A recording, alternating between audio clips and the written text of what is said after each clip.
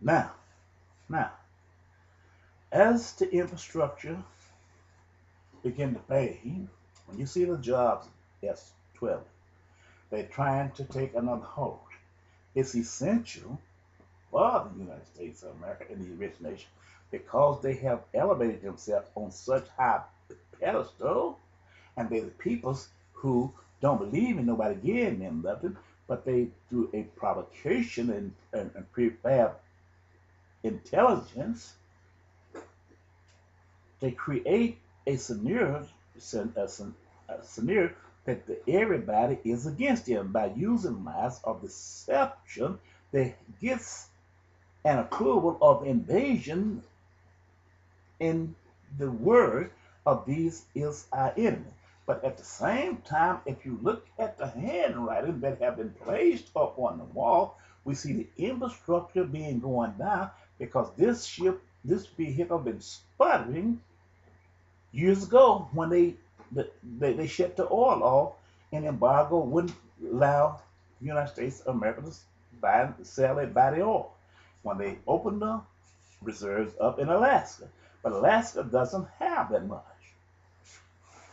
Now this being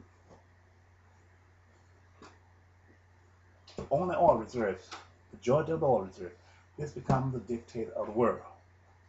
The mindset of the rich nations here is if we consume all this oil, we don't have to drop a bomb on China.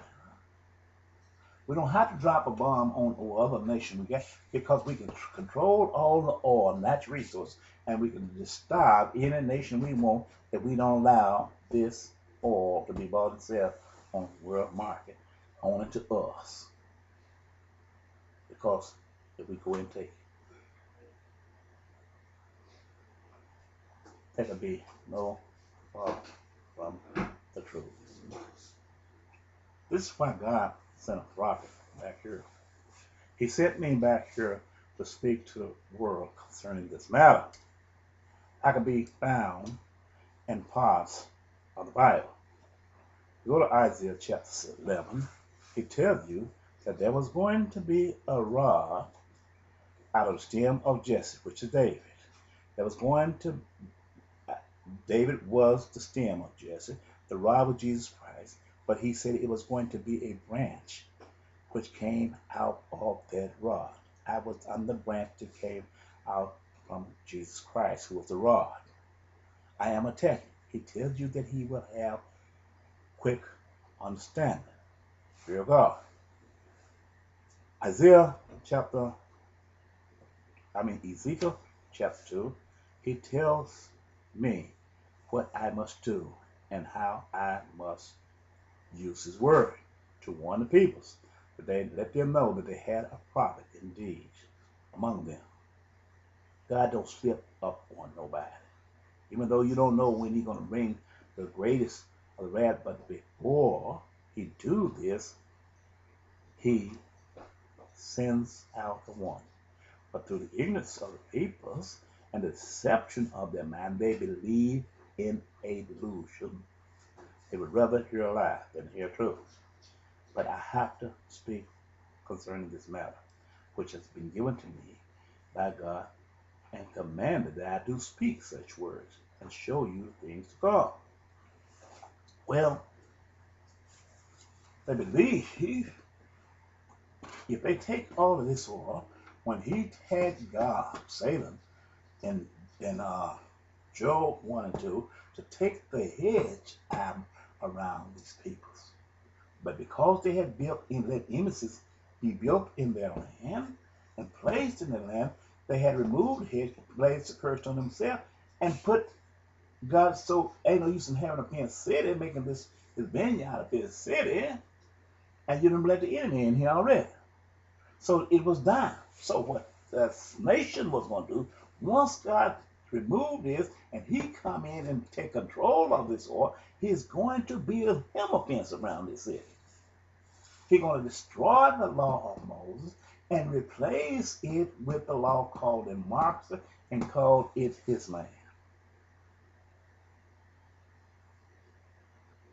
He's going to have the people going to be afraid of him. So until they gonna yield to his demand, sit out there, even though it's bitter to his peoples is still suffering, living in poverty, living all upside the mountains in these mud homes and everything up here in up here in Pakistan, Afghanistan, all these nations up here, where they're living all upside the mountain and shit. These peoples is going to still be without food and water, is not going to enjoy the benefit of their land. Throughout Iraq, when you look at the infrastructure of so much Iraq, the house they live in, these real poor peoples in these nations. Even though they have plenty, the earth been using their crude oil for their purpose, while all the nations of the Gentiles and the technology been using the wrong leaders over there, the one that caters to their needs and not the needs of their people. So what's going to happen here is, God gonna let him take this oil. He gonna let him take it. He gonna put his tabernacle out here. Tabernacles is his ships. To God, this oil. Once he take control of the Pakistan, he said the force in here to keep the Chinese out. But the Chinese got to come through here. That's the reason he got to take Afghanistan, because he had to seal this here first in order to take the rest of this crude oil. China can't come through here because it doesn't have the ships. They'll take and put his tabernacles out here, the ships, the warships out here to guard this inland Saudi Arabia, Ethiopia, and all the kingdom come in out here unless they give it approval. They have to board the ships and see what it is. This is how they're going to do it. But in the Great Sea here, they'll have the tabernacle there, their tabernacle there.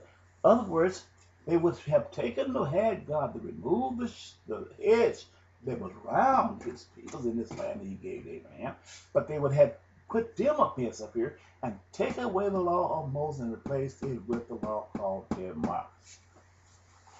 That's what he had. But that's a prophet back here. A man had the power to curse the earth. I tell you there in Revelation chapter 11. Cursed the whole earth, turn the water to blood, shut down the heaven that it rain not.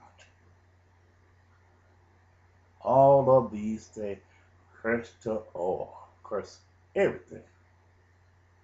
And when this prophet will cry out to God, when he take and he look and see the concern, discerning matter, God will answer him. This is his word. He didn't send me here to sit back and look and not hold my tongue.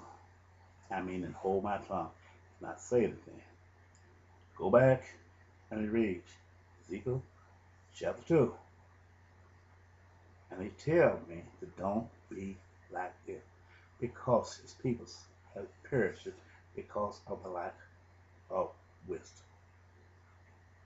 This is what he is. This is what I'm here for. I have to give you one of the things at hand, because I was made a part of that sacrifice. I was not worthy to become a part of that sacrifice, but it from God, from the foundation of the earth, ordained me to become part of that sacrifice with his son Jesus as an attachment on one side, and the spirit of the man who had the spirit of Elijah on the other side. As you go to Ark of the Covenant, and you look at one cherubim on one side of the mercy seat, and the other on the other side of the mercy seat. Jesus' sacrifice was to give mercy unto the earth, whole entire earth. And I was one of the cherubim as a witness, and others was. Jesus became the foundation of the earth. The sacrifice became foundation. This was the reception of the blessings and the curse. It becomes the foundation of the earth. But if you go and destroy the foundation of the temple, then the temple cannot do nothing but fall. If you destroy the temple of the world will fail.